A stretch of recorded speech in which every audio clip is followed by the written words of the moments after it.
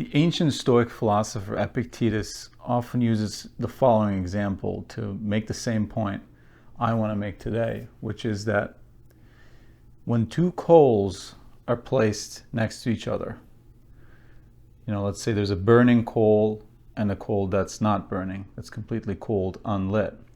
You place them next to each other, and what happens is either the one that's not on fire catches on fire, or the one that's already glowing goes out. And it's the same exact way with our friendships, with whom we choose to spend our time together and whom we choose to exchange ideas with.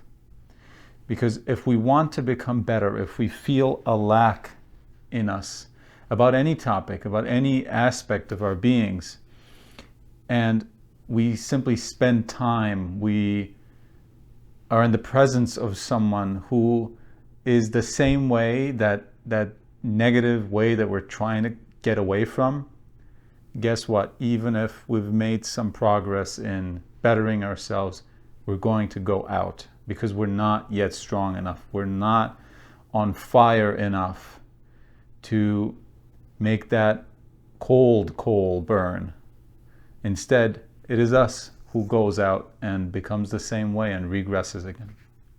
So in anything that we want to achieve, in anything that we want to better ourselves, and this literally goes from the smallest thing to the biggest change we could ever have in our lives, we have to go away for a while.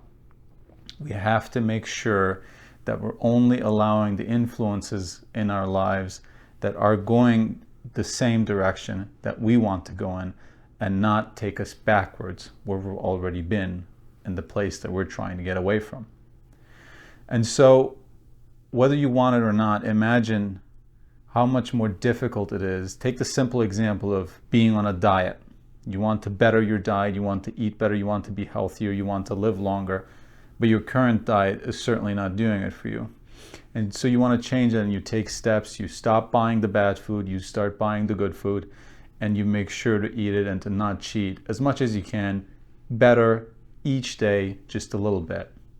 And then your friend comes over, or you meet your friend outside, and they want to eat the same junk food that you guys always used to eat together. How much more difficult is it to eat healthier in the influence of someone like that? And this applies exactly to every other area in our lives.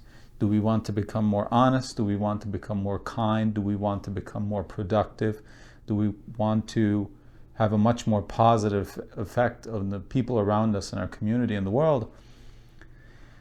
Then we need to get away from the influences that keep us in that opposite negative state that we're trying to get away from. And don't think that this applies only to people.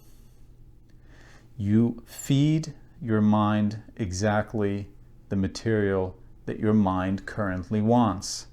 If you want to change what your mind is, you need to change what your mind wants.